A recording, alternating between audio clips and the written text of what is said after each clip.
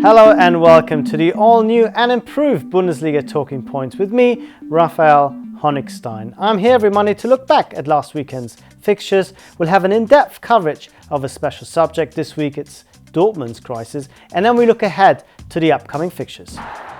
And we start in Munich, where Bayern beat Werder Bremen 6-0. Robin Dutt's teams were lucky to get nil because they were awful.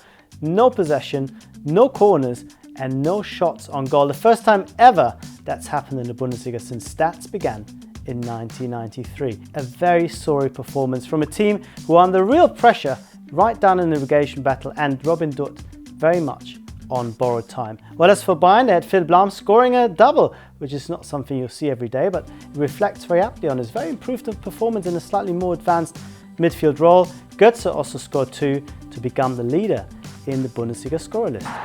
Lucien Favre's foals continue to fly high, if that's not a mixed metaphor. They won 3-0 at Hanover to continue their excellent run in the beginning of the season. They're still unbeaten. They play some lovely stuff. Max Kruse, recently recalled to the German national team, scored a lovely brace, and the third Gladbach goal was scored by Granit Xhaka with a bit of foam on top. Yes, the vanishing spray finally made its debut in the Bundesliga as well.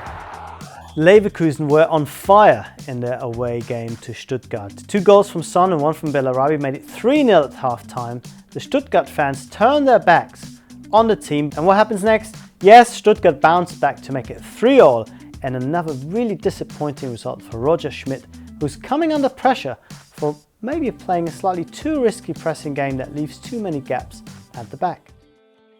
It's the worst start under Jürgen Klopp. It's the worst start in 27 years for Borussia Dortmund. Yes, after the 2-1 defeat at Cologne, their 5th of the season, the word crisis is being bandied about.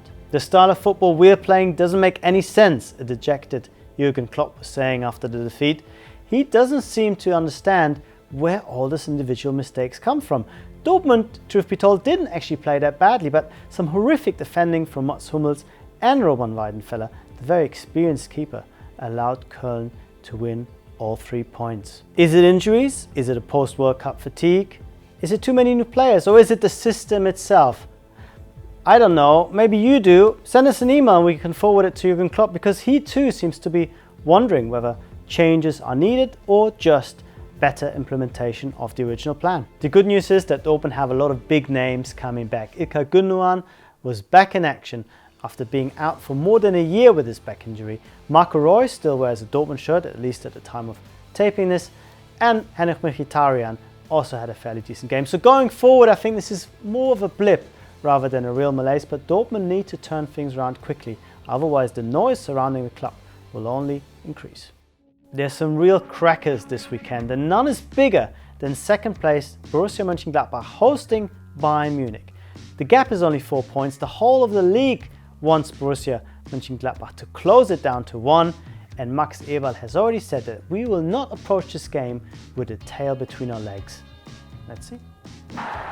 After a successful start as Schalke coach Roberto Di Matteo takes the Royal Blues to Bayer Leverkusen. Both teams still under a lot of pressure in mid-table. They need more points to close the gap and make up those spaces that they need to in order to get in touch with the Champions League spot. Should be an absolute cracker on Saturday night. Is October too early to roll out the cliché about the relegation 6-pointer? I don't think so. Werder Bremen host Köln in a game that really the home side must win, certainly if Robin Dutt wants to have a future. They're bottom of the table. Cologne have a bit of breathing space, but the home side really must get those points on the board. That's it for today, but you can leave any suggestions or indeed questions in the comments below, and I will answer them when I get back here next Monday. In the meantime, don't forget to subscribe and also look out for our good friends Andy Bressel on La Liga, James Horncastle on Serie A, and of course Julien Laurent on French football. See you next Monday.